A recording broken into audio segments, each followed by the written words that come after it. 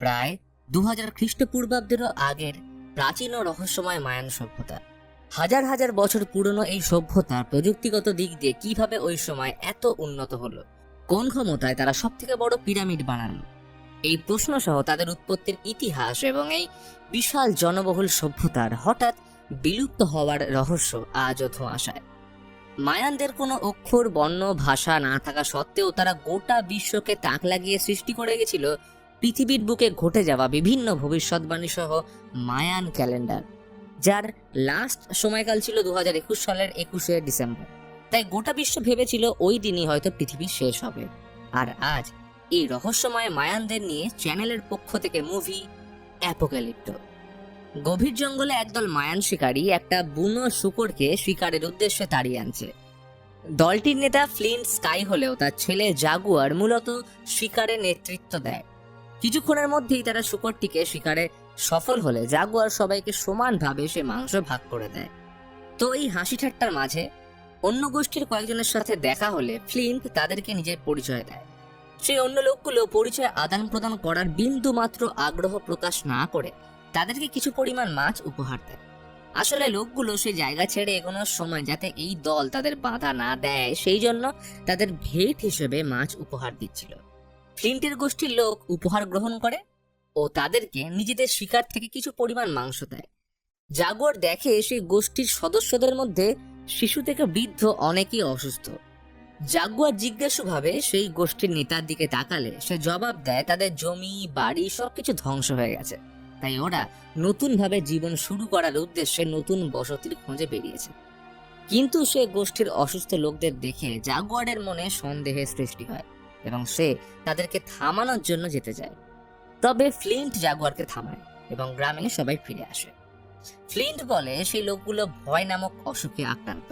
তারা কোনো একটা কারণে এতটাই ভয় পেয়েছে যে তাদের কিছু খুলে বলার সাহস হচ্ছে না। ডেরায় ফিরলে সবাই পুরুষদের শিকার করে ফিরে আসতে দেখে আনন্দে মাতোয়ারা হয়ে ওঠে। জাগুয়ার এক পুত্র সন্তানের পিতা এবং তার স্ত্রী সেভেন দ্বিতীয়বারের জন্য সন্তান সম্ভবা। কয়েকদিনের মধ্যেই তাদের পরিবারে আর একটা সদস্যের আগমন ঘটবে। সেদিন জাগুয়ার স্বপ্নে সেই অন্য গোষ্ঠীর নেতাটিকে দেখতে পায়। তার পেট কাটা এবং সে এক হাতে নিজের হৃৎপিণ্ড নিয়ে দাঁড়িয়ে এবং জাগুয়ারকে পালিয়ে যেতে বলছে। হঠাৎ ঘুম ভাঙলো কুকুরের ডাকে। আজকে দিনটা কেমন যেন অশনি সংকেত দিচ্ছিল। আচমকা দেখে কিছু অন্য গোষ্ঠীর লোক হাতে অস্ত্র এবং মশাল নিয়ে জঙ্গল ঘিরে ফেলেছে। এই গোষ্ঠীর নেতার নাম জিরো উলফ। এই গোষ্ঠীর লোকেরা খুবই হিংস্র ও বর্বর। নেতার ইশারায় গোষ্ঠীর অন্যান্য সদস্যরা জ্বলন্ত মশাল হাতে ফ্লিন্টের গোষ্ঠীর উপর আক্রমণ করে। ইতিমধ্যে ফ্লিন্ট দুষ্কৃতী গোষ্ঠীর একজনকে আঘাত করে 2-3 মেয়েকে পালাতে সাহায্য করে। জাগুয়ার কোনো মতে নিজের স্ত্রী ও সন্তানকে নিয়ে জঙ্গলের পিছনে একটা শুকিয়ে যাওয়া কুয়োর মধ্যে সুরক্ষিতভাবে দড়ি ধরে নামিয়ে লুকিয়ে দেয়। কিন্তু দুর্ভাগ্যক্রমে জিরো গোষ্ঠীর এক সদস্য জাগুয়ারকে দেখতে পেয়ে গেলে তাড়াহুড়ো করে স্ত্রী ও সন্তানকে নামাতে গেলে তার স্ত্রী খানিকটা উঁচু থেকে কুয়োর তলায় পড়ে গিয়ে আহত হয়। তখনই লোকটা জাগুয়ারের উপর ঝাঁপিয়ে পড়ে। জাগুয়ার তাকে মেরে ফেলে। অন্যদিকে তার গোষ্ঠীর উপর হামলা হচ্ছে দেখে সে তার স্ত্রী ও সন্তানকে সেখানে অপেক্ষা করতে বলে অন্যান্যদের সাহায্য করতে চলে যায়, কারণ ওরাও তার পরিবার। তবে যাওয়ার আগে দড়িটা একটা গাছের গুড়ির সঙ্গে বেঁধে রাখে যাতে ওর আসতে দেরি হলেও স্ত্রী সন্তানকে নিয়ে উপরে উঠে আসতে পারে। এদিকে তখন নৃশংসভাবে জিরোর গোষ্ঠী ফ্লিন্টের গোষ্ঠীর উপর আক্রমণ করে চলেছে। তাদের প্রায় সবকটি কুটির ধ্বংস করে 2-4 জনকে নৃশংসভাবে আগুনে পুড়িয়ে মেরে দিয়েছে। একজন ফ্লিন্টকে প্রায় মেরে ফেলতেই যাচ্ছিল, ঠিক তখনই জাগুয়ার বাবাকে বাঁচাতে ছুটে আসে। এইখানে যার সাথে জাগুয়ার লড়াই করছিল সে ছিল অপর গোষ্ঠীর সর্দারের ছেলে মিডল আই। তবে জিরো জাগুয়ার ও ফ্লিন্টকে বন্দি বানিয়ে নেয়। বাবার এই অবস্থা দেখে জাগুয়ার তার কাছে ক্ষমা প্রার্থনা করলে মিডল আই বুঝতে পারে যে ফ্লিন্ট জাগুয়ারের বাবা। এমনিতেও সে জাগুয়ারের কাছে পরাজিত হয়েছে বলে প্রতিহিংসার আগুনে জ্বলছিল, তাই হারের বদলা স্বরূপ সে জাগুয়ারের সামনেই তার বাবাকে গলা কেটে হত্যা করে। জাগুয়ারও কোনো অবকাশ পায় না এবং তাকে মেরে অজ্ঞান করে দেওয়া হয়। জ্ঞান ফিরলে দেখে সকল গোষ্ঠীর সাথে জাগুয়ারকেও বন্দি বানিয়ে রাখা হয়েছে। চারপাশে নারকীয়তা তখনও শেষ হয়নি। ব্লান্টের স্ত্রীকে জিরোর দলের লোকজন নির্মমভাবে অত্যাচার করছিল। চোখের সামনে স্ত্রীর উপর এমন অমানবিক ব্যবহার দেখে ব্লান্ট চিৎকার করে কাঁদতে থাকে। মিডিলাই লক্ষ্য করে যে জাগুয়ার বারবার কুয়োর দিকে দেখছে। তখনই সেদিকে এগিয়ে গেলে পায়ের আওয়াজ শুনে সেভেন বাচ্চাকে নিয়ে লুকিয়ে পড়লে মিডিলাই কুয়োতে কাউকে দেখতে না পেয়ে একটা বড় পাথরকে ভিতরে ফেলে দেয়।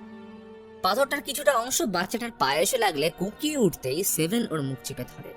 তবে মিডলাই কাউকে দেখতে না পেয়ে ফিরে আসার সময় ছুরি দিয়ে দড়িটা কেটে দেয়। এদিকে জিরোর নির্দেশে বন্দীদের নিয়ে বাকিরা বসতি ছেড়ে এগোতে থাকে, কিন্তু বাচ্চাদের সেখানেই রেখে যায়। জাগুয়ার দেখছে তার প্রিয় মানুষদের মৃতদেহ ও তাদের বসতির ধ্বংসস্তূপ। চারিদিকে নিস্তব্ধ হয়ে আসলো। সেভেন তখন কুয়ো থেকে অসহায়ভাবে উপর দিকে তাকিয়ে রয়েছে জাগুয়ারের আশায়। যাওয়ার পথে জাগুয়ার দেখতে পায় অন্য গোষ্ঠীর সেই নেতাকে যার সঙ্গে তারা সৌহার্দ্য বিনিময় করেছিল, তারাও এদের হাতে ধরা পড়েছে। বনের পথ শেষ হলে খরস্রোতা নদী পার করে তারা এগোতে থাকে। শিশুদের দল নদীর কিনারায় দাঁড়িয়ে অবাক চিত্তে সবাইকে দেখছে। যাত্রাপথে পাহাড় অতিক্রম করতে গেলে জাগুয়ারের এক বন্ধুর পা হড়কে গেলে তার সঙ্গে বাকিরা পড়ে যেতে থাকলে মিডলাই এসে লোকটার বাঁধন ছিঁড়ে তাকে উঁচু পাহাড় থেকে ধাক্কা দিয়ে ফেলে দেয়। তার এই আচরণ দেখে এতক্ষণে প্রায় সবাই বুঝে যায় যে এরা কতটা নির্দয়। সময় গড়িয়ে রাত নামলে জঙ্গলে মশাল জ্বালিয়ে জিরো আজ সেখানেই খাঁটি গাড়ে। অন্যদিকে বন্দি অবস্থায় জাগুয়ার তার লোকজনদের সঙ্গে কথা বলছিল। ব্লান্ট তার স্ত্রীর মৃত্যুতে দুঃখ পেলেও সে যে মৃত্যুর আগে পর্যন্ত বীরাঙ্গনার মতো লড়াই করেছে সেটা ব্লান্ট ভোলেনি। তাই স্ত্রীর মৃত্যুর প্রতিশোধ নেওয়ার জন্য সে প্রতিজ্ঞা করে এবং তার মৃত্যুর আগে এদের মধ্যে থেকে যতজনকে পারবে মেরে ফেলবে। কথাবার্তার মাঝেই আকাশ গর্জন করে উঠলে জাগুয়ার চিন্তিতভাবে আকাশের দিকে তাকিয়ে প্রার্থনা করে বৃষ্টি না হওয়ার, কারণ বৃষ্টির জল কুয়োতে জমা হলে তার স্ত্রী ও সন্তান সুরক্ষিত থাকবে না। আজকের রাতটা কোনোভাবে কাটলে সকাল হতে জিরো সবাইকে নিয়ে হাঁটা শুরু করে। চলতে চলতে তারা এমন এক গ্রামে এসে পৌঁছয় যেখানে সবাই প্লেগ মহামারীতে মারা গেছে। একটা অসুস্থ বাচ্চা তার মৃত মায়ের পাশে বসে কাঁদছিল। আসলে তখনকার দিনে চিকিৎসা ব্যবস্থার উন্নতি না থাকায় এটা মহামারী হিসেবে গণ্য ছিল। বাচ্চা মেয়েটি কাঁদতে কাঁদতে দলের দিকে এগিয়ে আসলে একজন চেঁচিয়ে সাবধান করে দেয় যে এই মেয়েটা প্লেগের বাহক, সুতরাং এর থেকে দূরে থাকাই শ্রেয়। বাচ্চাটিকে তারা বারবার লাঠি দিয়ে দূরে সরিয়ে দিলে শেষবার ধাক্কা খাওয়ার পর মেয়েটা হঠাৎ বলে ওঠে, তারা কি ওকে ভয় পাচ্ছে? তাদের মতো অপবিত্র এবং বর্বর লোকদের তাকে ভয় পাওয়াই ভালো, কারণ তাদের দিন খুব তাড়াতাড়ি ঘনিয়ে আসছে, তাদের মৃত্যু আসন্ন। মেয়েটি ভবিষ্যৎবাণী করে আরো বলে, কালো জাগুয়ার সঙ্গে আনবে এমন লোক তাদের মৃত্যুর কারণ হবে। কিন্তু মেয়েটার কথায় কেউ পাত্তা না দিয়ে সবাই এগিয়ে চলল। এইভাবে তারা একটা খনিতে এসে থামলো। যারা কাজ করছিল তারা সবাই সিমেন্ট জাতীয় কিছু জিনিসে আপাদ মস্তক ঢাকা পড়েছিল, ফলে বলতে গেলে বেশিরভাগ শ্রমিক অসুস্থ। সেই জায়গাটা পেরিয়ে তারা একটা গ্রামে প্রবেশ করে। এই গ্রামের পরিবেশ কিন্তু বেশ উন্নত। এর কিছুটা গেলে বাজার এলাকায় প্রবেশ করলে গোষ্ঠীর পুরুষদের গায়ে নীল রং লাগিয়ে দেওয়া হয় এবং মেয়েদেরকে বাজারের অপর প্রান্তে আনা হয়। আসলে তারা এখানে মেয়েদেরকে বিক্রি করতে এসেছিল। জাগুয়ারের চোখের সামনে তাদের গোষ্ঠীর বেশ কয়েকজন মহিলা বিক্রি হয়ে যায়। শেষে একজন বৃদ্ধা মহিলাকে বিক্রির চেষ্টা করলেও বয়স বেশি হওয়ায় তাকে কেউ কিনতে না চাওয়ায় তাকে হাতের বাঁধন মুক্ত করে ছেড়ে দেওয়া হয়। ওদিকে পুরুষ বন্দীদের হাঁটিয়ে নিয়ে যাওয়ার সময় তারা একটি দেওয়ালে তাদেরই মতো নীল রঙে আঁকা কিছু মানুষের ছবি দেখতে পায়, যা দেখে সবার গায়ের লোম দাঁড়িয়ে যায়, কারণ দেওয়ালের চিত্র ইঙ্গিত করছিল নরবলির দিকে। তারা হাঁটতে হাঁটতে এক বিশাল খোলা মাঠের মতো জায়গায় চলে আসে। এই খোলা মাঠে ছিল পিরামিড আকৃতির অনেকগুলো স্থাপত্য কার্য। সম্ভবত সেদিন কোনো বিশেষ উৎসব থাকায় সবাই আনন্দে মেতে উঠেছিল। ময়দানে জড়ো হওয়া জনতার উদ্দেশ্যে সব থেকে উঁচু পিরামিডের সিঁড়ি থেকে কিছু জিনিস ছুঁড়ে ফেলা হচ্ছিল। জাগুয়ার খেয়াল করে অনেকগুলো নরমুন্ডু লোহার বর্ষায় গেঁথে পাশাপাশি সাজিয়ে রাখা আছে। একটু পরে বাঁশের সিঁড়ি পেয়ে তারা সেখানে সর্বোচ্চ পিরামিডের উপরে উঠে দেখে এক মহিলা ও কিছু সংখ্যক পুরুষ সেখানে সিংহাসনে বসে তাদের দেবতাদের তুষ্ট করার জন্য পুজো পাঠ চলছে, যেখানে অদ্ভুত মুখোশ পরা কিছু লোককেও দেখা যায়। আসলে বন্দীদের সবাইকে এইখানে দেবতাকে তুষ্ট করার জন্য নরবলির উদ্দেশ্যে আনা হয়েছিল। এই বিভীষিকাময় পরিস্থিতির মধ্যে তারা প্রচুরটা ভয় পেয়ে যায়। সেখানে একজন পুরোহিত শ্রেণীর লোক উঠে সমবেত জনতার উদ্দেশ্যে কিছু বক্তৃতা দিলে তারা উল্লাসে চিৎকার করতে থাকে। বক্তৃতার শেষে পুরোহিত শ্রেণীর লোকটা জাগুয়ারের গোষ্ঠীর দিকে আঙুল দেখালে মুখোশ পরা লোকগুলো তাদের গোষ্ঠীর একজনকে জবরদস্তি এনে পাথরের উপর শুইয়ে নৃশংসভাবে ছুরি দিয়ে আঘাত করে জীবিত অবস্থায় তার হৃৎপিণ্ড বের করে সমবেত জনতাকে দেখালে তারা উল্লাসে ফেটে পড়ে। তারা সে হৃৎপিণ্ড নিয়ে কিছু রিচুয়ালস করছিল। এরপর মৃত লোকটির মাথা কেটে সেই পিরামিডের সিঁড়ির উপর গড়িয়ে দেয়। জাগুয়ার ও তাদের দলের লোকজন এই রকম নৃশংসতা দেখে হতবাক হয়ে যায়।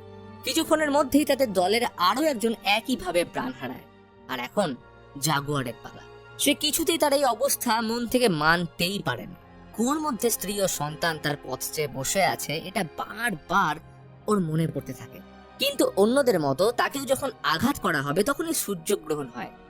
ওই সময় কারণ এই ব্যাপারে জ্ঞান না থাকায় পুরোহিত সবার সঙ্গে আলোচনা করে সমবেত জনতাকে উদ্দেশ্য করে জানায় দেবতা নিজের রক্তের তেষ্টা মিটিয়ে তুষ্ট হয়েছেন। এইবার তাদের উপর থেকে সব অভিশাপ সরে যায়। সমবেত জনতা আরো একবার উল্লাসে ফেটে পড়ল। আজ জাগুয়ার প্রাণে বেঁচে যায়। মৃত্যুর মুখ থেকে ফিরে আজ সে নতুন জীবন পেল। পুরোহিত তাদের সবাইকে মুক্ত করার আদেশ দিলে জিরোর দলের লোকজন তাদেরকে পিরামিড থেকে নামিয়ে একটা খোলা মাঠের সামনে নিয়ে আসে। তারা একটা শর্ত রাখলো, যদি বন্দীরা প্রাণে বাঁচতে চায় তাহলে জিরোর লোকজনের সঙ্গে খেলায় অংশগ্রহণ করতে হবে।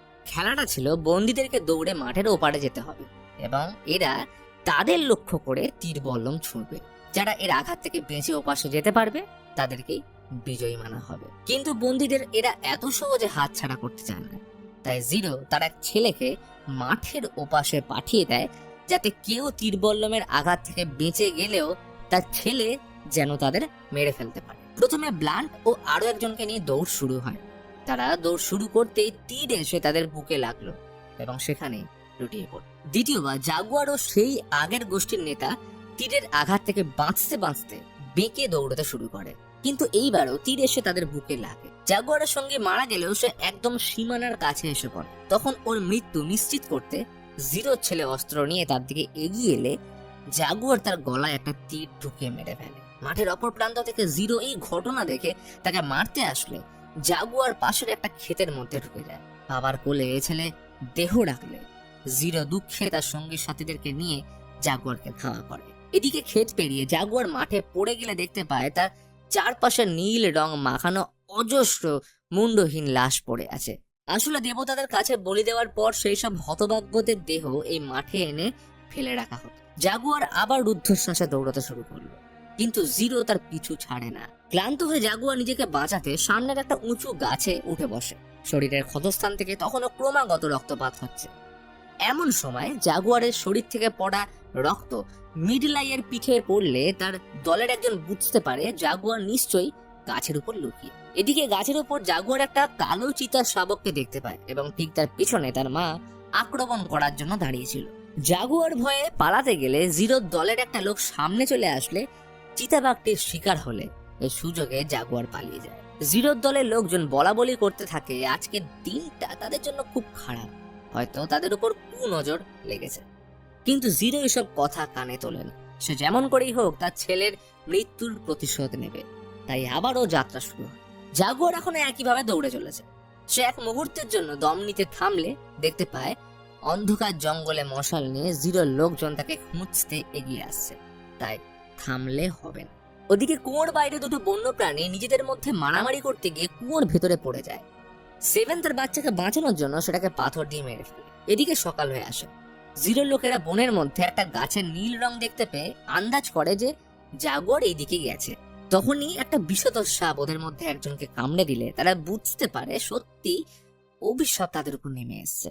সে যেহেতু সাপের কামড়ে মরতেই চলেছে তাই লোকটাকে ওখানেই রেখে বাকিরা রওনা দেয়। জাগুয়ার ছুটতে ছুটতে একটা ঝর্ণার সামনে এসে দাঁড়িয়ে পড়ে। পিছনে তখনও জিরোর লোক তাড়া করে আসছে দেখে সে ঝর্ণায় লাফ দিয়ে সাঁতরে পাথরের উপর উঠে দাঁড়িয়ে চিৎকার করে ওদের উদ্দেশ্যে বলে সে ফ্লিন্ট স্কাইয়ের ছেলে জাগুয়ার। সে একজন শিকারী আর এটা তার এলাকা। সে যেমন তার বাবার সঙ্গে এখানে শিকার করেছে তেমনি একদিন সে তার ছেলের সঙ্গে এইখানে শিকার করতে আসবে। তাকে দেখে জিরোর একজন লোক ফিরে যেতে বললে ছেলের মৃত্যুর প্রতিশোধ স্পৃহায় অন্ধ জিরো তাদের দলের ওই লোকটাকে মেরে ঝর্ণায় ফেলে দেয়। আর একটু পরেই তার আদেশে সবাই ঝর্ণার উপর থেকে ঝাঁপ দেয়। অতএব সবাইকে ঝাঁপাতে দেখে জাগুয়ার আবার প্রাণ হাতে নিয়ে জঙ্গলে দৌড়াতে শুরু করে। আর ওদিকে জিরোর দলের একজন জলের নিচে থাকা পাথরে ধাক্কা খেয়ে মারা যায়। বনের মধ্যে দিয়ে ছুটতে ছুটতে জাগুয়ার কাদা ভর্তি চূড়া ডোবার মধ্যে পড়ে গেলে মাথায় একটা বুদ্ধি আসে। জাগুয়ারের নজর পড়ে একটা মৌমাছির চাকের দিকে, সেইটাকে সে পেড়ে নেয়। তার গায়ে যেহেতু কাদার মতো প্রলেপ ছিল, তাই জন্য ওর কিছু হয় না। জিরোর লোকেরা তাকে খুঁজতে জঙ্গলে ঢুকতেই জাগুয়ার তাদের দিকে পাতায় মরা মৌমাছির চাক ছুঁড়ে দিলে মৌমাছির আক্রমণে দিশেহারা হয়ে পড়লে জাগুয়ার পালিয়ে যায়। এতক্ষণে সে একটা জিনিস খুব ভালো করে বুঝতে পেরেছে, এই নাছোড়বান্দা দল থেকে কিছুতেই ছাড়বে না। তাই ওদের সঙ্গে পেরে উঠতে গেলে গায়ের জোরে নয়, বরং মাথার বুদ্ধি দিয়ে তাদের কাবু করতে হবে। তাই জাগুয়ার গাছ থেকে কয়েকটা কাঁটা নিয়ে সেগুলোর ডগায় ব্যাঙের বিষাক্ত বিষ লাগিয়ে জঙ্গলে আত্মগোপন করে অপেক্ষা করতে থাকে জিরোর দলের জন্য। এদিকে ঘটলো আরেক বিপদ। সেভেনের আচমকা প্রসব যন্ত্রণা শুরু হয়, আর এদিকে জাগুয়ার জিরোর লোকজনদের দৌড়তে দেখে পাতার সাহায্যে সে বিষ মাখানো কাঁটা দিয়ে একে একে দলটাকে শেষ করতে থাকে। এরপর মুখোমুখি হয় মিডল আই ও জাগুয়ার। তবে অনেক ধস্তাধস্তির পর জাগুয়ার মিডল আইকে মেরে ফেলতে সক্ষম হয়। তখনই অঝোরে বৃষ্টি শুরু হয়। জাগুয়ার সর্বশক্তি দিয়ে কুয়োর দিকে দৌড়লে জিরো ওকে ধাওয়া করে। বৃষ্টির জল গড়িয়ে পড়ছে কুয়োর মধ্যে। জাগুয়ার ছুটে এসে কুয়োর মধ্যে উকি মারলে দেখতে পায় তার স্ত্রী ও সন্তান প্রায় কোমর সমান জলে দাঁড়িয়ে সাহায্য চাইছে। তবে এখন জিরো সব থেকে বড় বাধা। তখনই জিরোর একটা তীর জাগুয়ারের শরীরে এসে বিদ্ধ হয়, কিন্তু আহত হলেও জাগুয়ার না পালিয়ে স্থির দৃষ্টিতে তাকিয়ে থাকে জিরোর দিকে। জিরো ছুরি বের করে ওকে মারতেই যাবে, তখনই জাগুয়ারদের শিকার ধরার ফাঁদে আটকা পড়ে ওর বুকে তীক্ষ্ণ ফলা পারাপার হলে তার মৃত্যু হয়। অবিরাম বৃষ্টির মধ্যে এখন জল সেভেন ও তার সন্তানের গলা অব্দি উঠে এসছে। সেভেন তাকে কাঁধে নিয়ে কোন রকমে মুখটুকু বাইরে রাখার অক্লান্ত পরিশ্রম করে যাচ্ছে। এত কিছুর মাঝখানে প্রচন্ড প্রসব বেদনা উঠলে জলের মধ্যে সেভেন একটা পুত্র সন্তান জন্ম দেয়। কিন্তু তখনও জিরোর দলের দুজন ওকে তাড়া করলে জাগুয়ার সমুদ্র তীরে চলে আসলে দেখতে পায় ব্রিটিশদের জাহাজ তাদের দিকে এগিয়ে আসছে।